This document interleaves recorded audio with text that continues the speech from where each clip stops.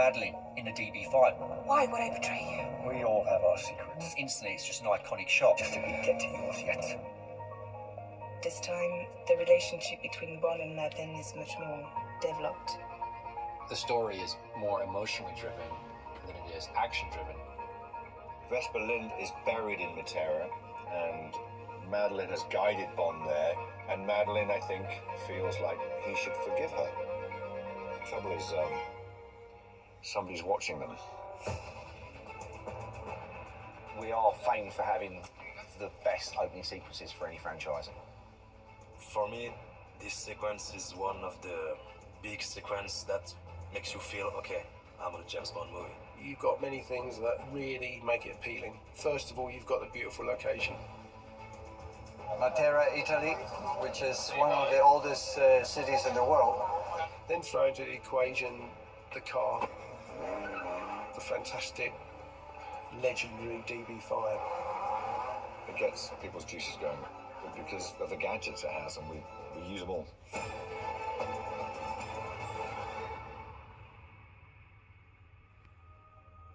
Carrie wanted it to be gritty, but he didn't want it to be over the top.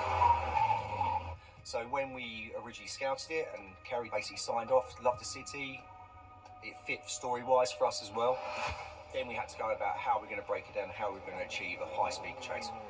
And so one of the main problems with Matera is which bit do you shoot it in? We were looking going up steps, down steps. It was finding the actual right combination of streets to do it in. It was very challenging to find a way to still keep the speed up. It was constantly evolving, even up to when we shot it, which was probably 6 months later. We were still evolving the sequence.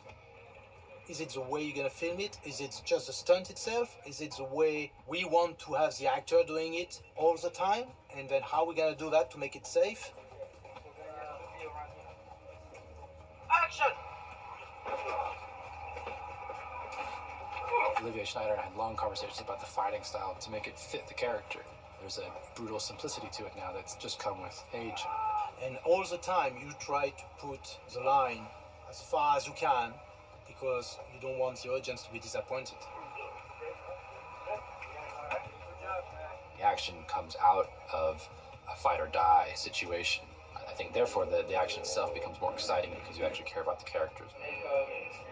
There's a motorbike chase right at the beginning, all in the incredible backdrop of Matera. The moment where Bond jumps the motorcycle, it's a big moment actually because it was very last minute. Lee and I, even Daniel, we were thinking like, we missed something here. We need a Bond moment. That idea didn't come about 8 months earlier when you typically would do that and plan on all the dangers. That came about probably 4 weeks before we pulled off the stunt. And we wanted to build a ramp that looked like it should be there in place. It looks like a wall. So to look like a wall, it had to be really steep at 65 degrees. This is a section where we see Bond travelling at high speed on the motorcycle he's taken for primo. You can see the structure we've had to put in place because we had to make sure the ramp would take the loadings. This section where it's critical, John's now working on the ramp. As far just past where George is now coming down, he's committed at that point. There's no going back. Just do speed nice and powerful.